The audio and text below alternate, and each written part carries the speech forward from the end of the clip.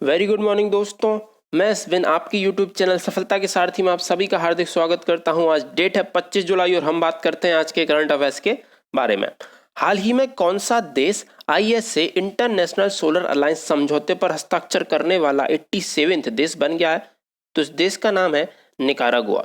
अगर हम बात करें इंटरनेशनल सोलर अलायंस के बारे में तो इसका शुभारंभ भारत व फ्रांस द्वारा 30 नवंबर 2015 को पेरिस में जो जलवायु सम्मेलन हुआ था वहां पर इसका शुभारंभ किया गया था। इसकी पहल की थी भारत के प्रधानमंत्री नरेंद्र मोदी जी ने।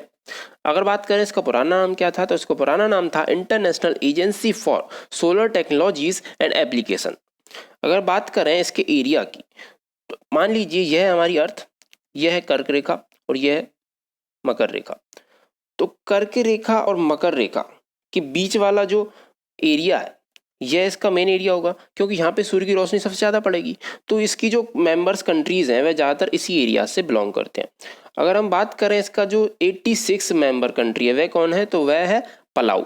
अब बात की जाए निकारागुआ के बारे में तो निकारागुआ एक सेंट्रल अमेरिकन कंट्री है और इसकी स्थिति की बात की जाए तो यहाँ पर है कैरेबिक ओशन, यहाँ पर है पैसिफिक ओशन और यह है निकारागुआ।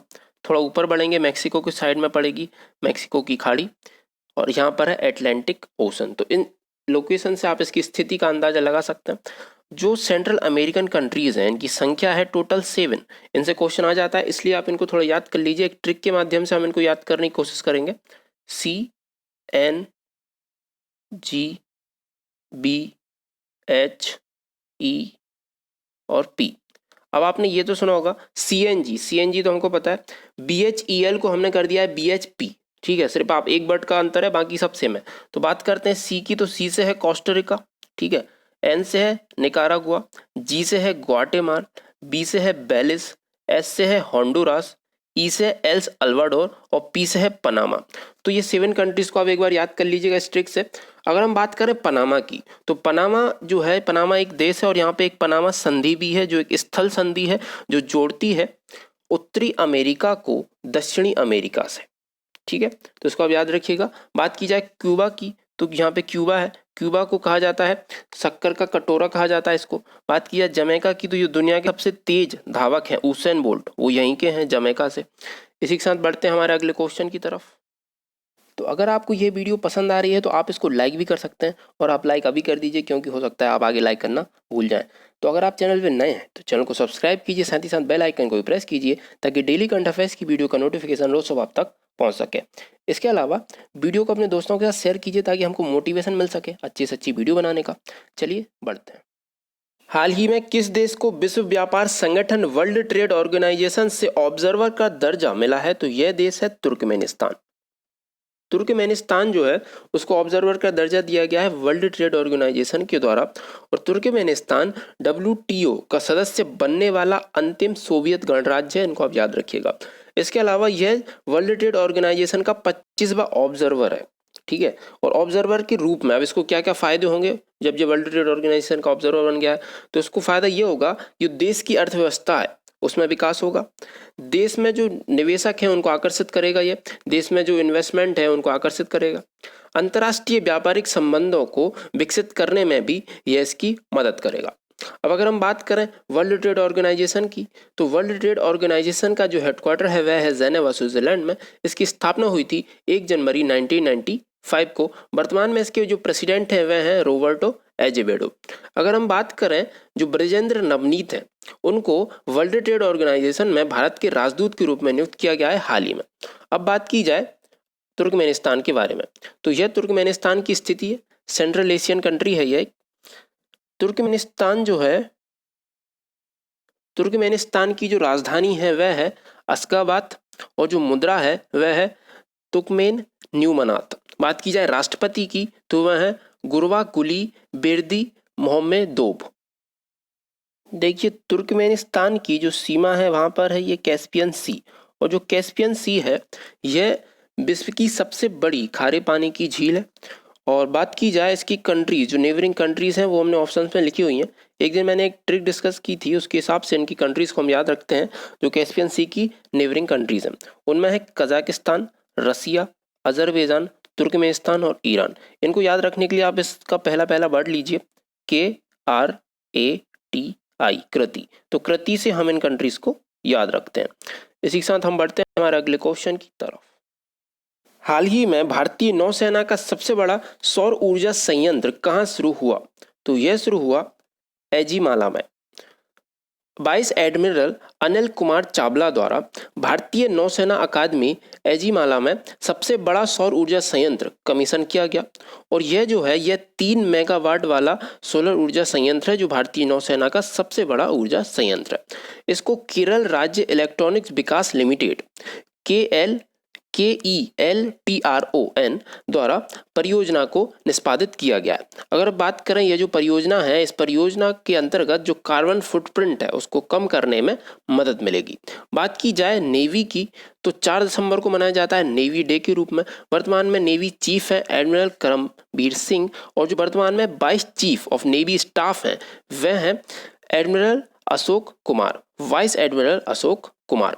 इसी के साथ अगर हम बात करें अन्य ऑप्शंस के बारे में, तो जो रीवा है, तो 10 जुलाई को वीडियो कॉन्फ्रेंसिंग के जरिए एशिया के सबसे बड़े सोलर प्लांट का उद्घाटन रीवा में किया गया है, जिसका नाम है Rewa ultra mega solar power plant.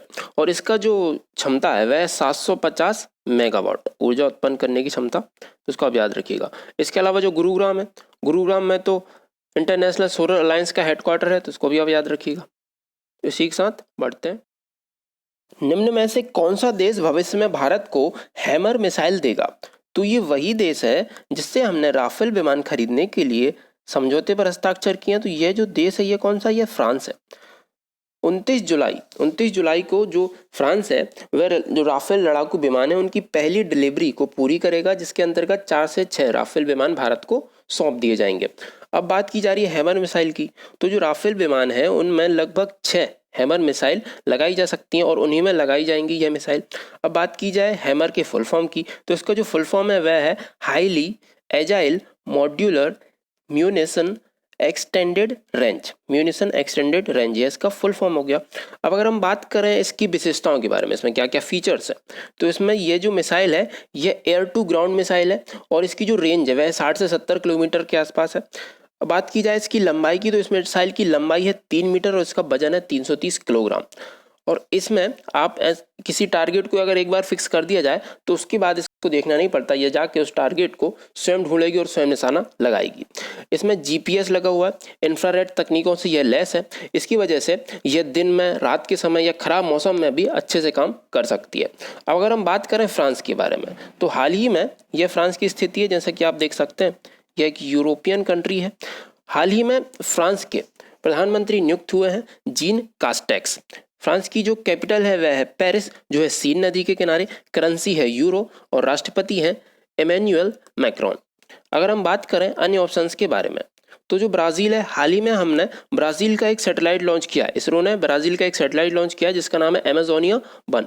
बात की जाए जापान की, तो जापान ने हाल ही में UAE का एक पहला मिशन मार्स जिसका नाम है होप, उसको लॉन्च किया है। बात की अमेरिका की, तो अमेरिका से तो काफ़ी ज़्यादा करंट अफेयर्स जुड़े हुए हैं। अगर हम इनकी बात करें तो पहला तो अमेरिका WHO से अलग हो गया है, अमेरिका ओपन स्काई ट्रीटी से अलग हो गया है, अमेरिका में भारत के बाहर देश का पहला योग विश्वविद्यालय भी बनने जा रहा है, और अमेरिका भारत के बीच में हाल ही में एक युद्ध अभ्यास भी हुआ है जिसका नाम है पासएक्स। ठीक है। अब अगर हम बात करें, जो बोइंग कंपनी है वह अमेरिका की ही कंपनी है और इसने भारत को, जो बोइंग कंपनी है उसने भारत को अपाचे और चिनूक हेलीकॉप्टर की जो डिलीवरी है उसको पूरा कर दिया है। और जो अपाचे है वह अमेरिका की एक जनजाति है और जो चिनूक है वह अमेरिका में प्रवाहित होने वाली एक लोकल विंड का नाम है। तो उनके नाम पर इनके नाम रखे गए, इनको भी आप याद रखिएगा। चलिए इसी के साथ बढ़ते हैं। हाल ही में राष्ट्रीय प्रसारण दिवस कब मनाया गया? तो यह मनाया गया 23 जुलाई को।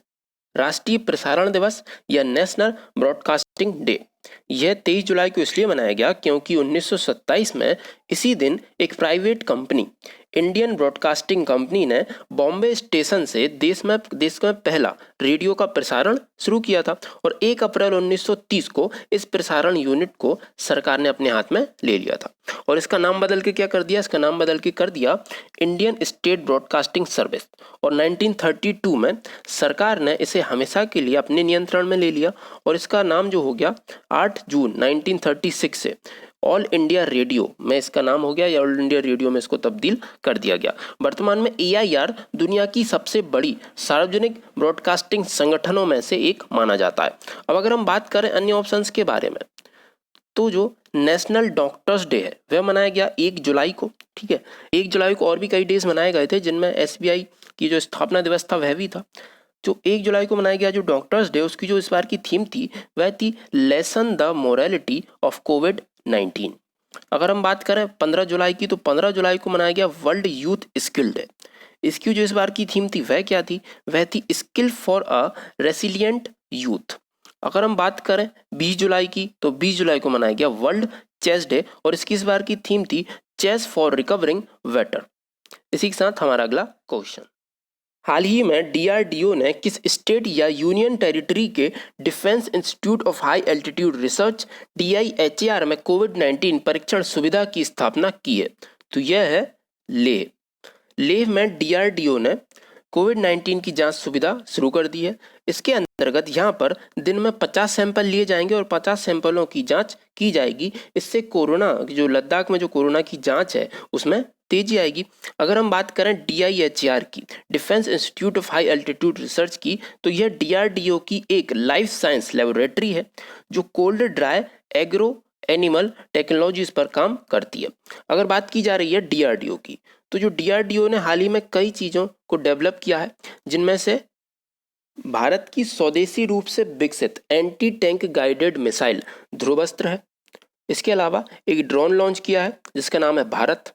इसके अलावा एक सैनिटाइजिंग चैम्बर DRDO ने विकसित किया है जिसका नाम है जर्मी क्लीन, जिसके अंदर सैनिकों की जो वर्दी है उसको सैनिटाइज किया जाएगा। इसके अलावा एक UV सैनिटाइजर भी लॉन्च किया है जिसका नाम है ध्रुप्स। तो यह चीज़ें जो है DRDO ने हाल ही में इनको डेवलप किया है। अब DRDO की बात की जा रही है, तो इसकी स्थापना कब हुई थी? तो इसकी स्थापना हुई थी 1958 को। इसका मोटो क्या है? तो इसका मोटो है बलस्य मूलम विज्ञानम। यह एक संस्कृत के शब्द हैं, बलस्य मूलम विज्ञानम। अगर इंग्लिश की बात की जाए तो strength origin is in science, यह इसका इंग्लिश हो गया। और वर्तमान में इसके जो चेयरमैन है वह है डॉक्टर G सतीश रेड्डी। अगर हम बात करें अन्य ऑप्शंस के बारे में, तो जो कारगिल और लेह हैं, कारगिल और लेह जो है वह लद्दाख का हिस्सा है। यह दोनों लद्दाख के जिले हैं। अगर लद्दाख की बात की जाए तो हाल ही में 31 अक्टूबर 2019 को लद्दाख को जम्मू कश्मीर से अलग करके एक यूनियन टेरिटरी बना दिया गया था। और लद्दाख के जो पहले उपराज्यपाल बने थे वह थे RK माथुर। और हाल ही में लद्दाख पुलिस ने अपना फ्लैग भी लॉन्च किया है जो लाल व नीले रंग का है और उस पर लिखा हुआ है खिदमत और हिम्मत। हाल ही में लद्दाख ने जो कारगिल जिला है लद्दाख का, यहाँ पर 5 मेगावाट का सोलर प्लांट भी शुरू किया है। अगर हम बात करें मैप पर इनकी स्थिति की, तो यह है लद्दाख और यह है जम्मू, जिसमें लद्दाख के जो 2 जिले हैं वह एक तो है कारगिल और दूसरा है लेह। तो ये दोनों जिले आपको साफ साफ यहाँ पर दिख रहे हैं। अब अगर हम बात करें जम्मू की, तो जम्मू का जो सिटी चौक है उसका नाम बदल के हाल ही में कर दिया गया भारत माता चौक। तो उसको भी आप याद रखिएगा। इसी के साथ हमारा अगला क्वेश्चन, हाल ही में किस एम्स ने COVID-19 रोगियों को ट्रैक करने के लिए स्मार्ट रिस्ट बैंड लॉन्च किया है? तो यह है एम्स नागपुर। अगर हम इसकी बात की जाए तो इसके अंतर्गत जो कोरोना से संक्रमित मरीज हैं या फिर जो संदिग्ध मरीज हैं उनकी आसानी से निगरानी की जा सकेगी। और इसको विकसित किया है IIT जोधपुर, IIT नागपुर ने इसको डिजाइन किया है और उन्हीं ने इसको विकसित किया। अब अगर हम बात करें कि ये जो डिवाइस है ये किस तकनीक पे काम करेगा, तो यह GPS से काफ़ी ज़्यादा प्रभावित है, तो इसलिए ये उसी तकनीक पे काम करेगा। और इससे कोरोना से जुड़े हुए जो व्यक्ति हैं उनकी जो निगरानी है वह आसान हो जाएगी। अब अगर हम बात करें नागपुर की, तो नागपुर को कहा जाता है ऑरेंज सिटी। अगर मुंबई की बात की जाए तो हाल ही में मुंबई में एक ऐप लॉन्च किया गया था जिसका नाम है ईयर20 ऐप। और मुंबई जो है वह महाराष्ट्र का शहर है, तो इसलिए हम महाराष्ट्र के एक और शहर की बात करते हैं जिसका नाम है पुणे। पुणे में यूनाइटेड किंगडम की ब्रिटिश पेट्रोलियम कंपनी ने अपना ग्लोबल बिजनेस सर्विस सेंटर खोलने जा रही है, तो इसको आप याद रखिएगा। इसके अलावा अगर हम बात करें दिल्ली की, तो दिल्ली में खोला जा रहा है प्लाज्मा बैंक। और हाल ही में जो वायुसेना के कमांडरों का सम्मेलन हुआ था वह भी दिल्ली में आयोजित किया गया था। अब अगर हम बात करें हैदराबाद की, तो हैदराबाद एयरपोर्ट पर बनी है भारत की पहली कॉन्टैक्टलेस कार पार्किंग। और जो हैदराबाद है उसमें 1 से 15 जुलाई तक मनाया गया स्वच्छता पखवाड़ा, तो इसको आप याद रखिएगा। इसी के साथ हमारा अगला क्वेश्चन, इस वर्ष सितंबर में फिर से 6 साल के बाद IPL 2020 का 13th एडिशन कहाँ पर आयोजित किया जाएगा। तो कोरोना का जो प्रभाव है IPL पे भी पड़ा है, तो इसको आयोजित किया जाएगा UAE में। और ये 6 साल बाद इसलिए हो रहा है क्योंकि 6 साल पहले 2014 में इंडिया में लोकसभा चुनाव थे, उनके कारण भी IPL को UAE में ही आयोजित किया गया था। अगर हम बात करें IPL की, तो जो IPL है यह दुनिया की सबसे बड़ी T20 क्रिकेट लीग है और दुनिया भर के बहुत सारे खिलाड़ी इसमें हिस्सा लेते हैं। और इसकी शुरुआत कब हुई थी? इसकी शुरुआत हुई थी 2008 में। और IPL की जो पहली विनर टीम थी वह थी राजस्थान रॉयल्स। इसके अलावा इसके अभी तक हो चुके हैं 12 सीजन्स हो चुके हैं, जिनमें सबसे ज़्यादा बार जीतने वाली जो टीम है वह है मुंबई इंडियंस। IPL में जो पहले सेंचुरी लगाने वाले भारतीय थे वह थे मनीष पांडे। अगर हम बात करें UAE की, तो UAE ने हाल ही में अपना एक मार्स मिशन भी लॉन्च किया है जापान की सहायता से।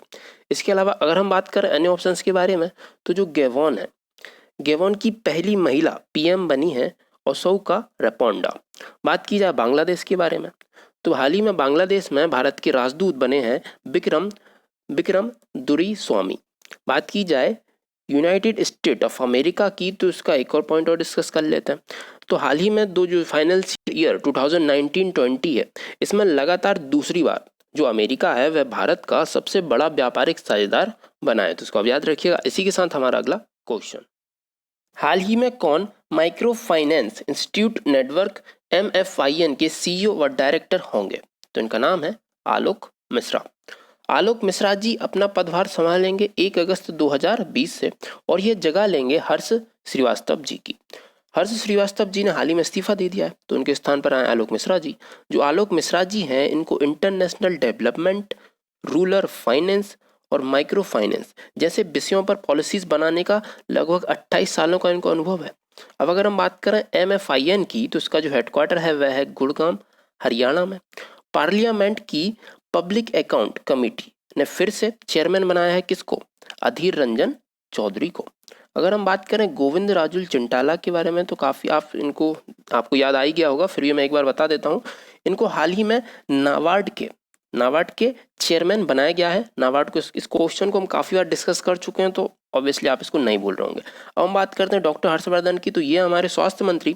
अब इनको कहाँ का क्या नियुक्त किया गया है? तो इनको WHO के एग्जीक्यूटिव बोर्ड के चेयरमैन के रूप में इनको नियुक्त किया गया है, तो ये काफ़ी अच्छी बात है। इसी के साथ हमारा अगला क्वेश्चन, हाल ही में अभिनेता सोनू सूद ने प्रवासियों की मदद के लिए कौन सा ऐप लॉन्च किया? तो जैसा कि हम सभी जानते हैं, वर्तमान में सोनू सूद असली हीरो बन के सामने आए और कोरोना के संकट के समय में मजदूरों को उनके घर, उनकी मातृभूमि पर पहुंचाने के लिए उन्होंने कई बसें चलाई हैं, यहाँ तक कि उन्होंने फ्लाइट्स का तक इंतजाम किया है। तो ये इन्होंने काफ़ी अच्छा काम कर रहे हैं। तो ऐसे ही इसी बीच में इन्होंने एक ऐप भी लॉन्च कर दिया जिसका नाम है प्रवासी रोजगार ऐप। ये जो रोजगार ऐप है, इसके अंतर्गत जो प्रवासी लोग हैं वह 500 से अधिक सेक्टर्स में जॉब की तलाश कर सकते हैं, जिनके नाम है कंस्ट्रक्शन का जो सेक्टर है, हेल्थ के सेक्टर है, इंजीनियरिंग, ऑटोमोबाइल, सिक्योरिटी, ई-कॉमर्स, ऐसे कई सेक्टर्स हैं जिनमें जो प्रवासी लोग हैं वह नौकरी की तलाश करके वहाँ पर अपनी जॉब कर सकते हैं। इसके अलावा यह कई कार्यक्रम भी चला रहा है, जैसे कि इंग्लिश बोलना सीखना भी हम इस ऐप के जरिए सीख सकते हैं। अगर हम बात करें अन्य ऑप्शंस के बारे में, तो जो IIT कौन सा है? IIT गुवाहाटी, उसने एक ऐप लॉन्च किया था हाल ही में, अगर आपको याद होगा तो उसका नाम है फ्लाईजी ऐप, है ना। फ्लाईजी ऐप यह एक कॉन्टैक्ट लेस हवाई यात्रा प्रदान करता है। अब बात करें नाडा ऐप की, तो इसको भी हम कई बार डिस्कस कर चुके हैं। तो जब इसका नाम ही नाडा ऐप है तो इसको विकसित भी किया है नेशनल एंटी डोपिंग एजेंसी नाडा ने। अब बात की जाए मेरा वेतन, तो इसको भी हम कई बार डिस्कस कर चुके हैं। इसको किसने विकसित किया है? तो इसको विकसित किया है जम्मू एंड कश्मीर के उपराज्यपाल गिरीश चंद्र मुर्मू ने, है ना। सैलरी को ट्रैक करने के लिए इसकी सहायता से जो सरकारी कर्मचारी हैं वे अपनी सैलरी को ट्रैक कर सकते हैं, मेरा वेतन ऐप। तो इसी के साथ बढ़ते हैं हमारे अगले क्वेश्चन की तरफ। हाल ही में किस फेमस डांसर एवं कोरियोग्राफर का निधन हो गया है? तो इनका नाम है अमला शंकर। अमला शंकर को बंगाल सरकार ने इनकी कला के क्षेत्र में इनका जो योगदान था उसको सम्मानित करने के लिए 2011 में इनको बंग विभूषण पुरस्कार से सम्मानित किया था। 1948 में एक मूवी आई थी कल्पना, उसमें भी इन्होंने काम किया था। अगर हम बात करें अन्य ऑप्शंस के बारे में, तो जो एनी रॉस है ये इंग्लैंड की महान सिंगर हैं जिनका हाल ही में निधन हो गया। विजय मोहंती उड़ीसा के दिग्गज अभिनेता थे जो राष्ट्रीय फिल्म पुरस्कार से भी सम्मानित हैं, इनका भी हाल ही में निधन हो गया है। रजत मिश्रा बॉलीवुड के निर्देशक थे जिनका हाल ही में निधन हो गया। जॉन लुइस की अगर बात की जाए तो लोगों के अधिकारों के लिए लड़ने वाले जॉन लुइस जो हैं इनका भी हाल ही में निधन हो गया है। और जो एस शेषाद्री हैं यह थे महान गणितज्ञ, इनका भी हाल ही में निधन हो गया और ये पद्म भूषण से सम्मानित थे, इनको भी आप याद रखिएगा। इसी के साथ हमारी ये वीडियो यहीं पे समाप्त करते हैं। अगर आपको हमारी ये वीडियो पसंद आई है तो इसको ज़्यादा से ज़्यादा लाइक कीजिए, अपने दोस्तों के साथ शेयर कीजिए। कल फिर मिलेंगे दोस्तों, जय हिंद।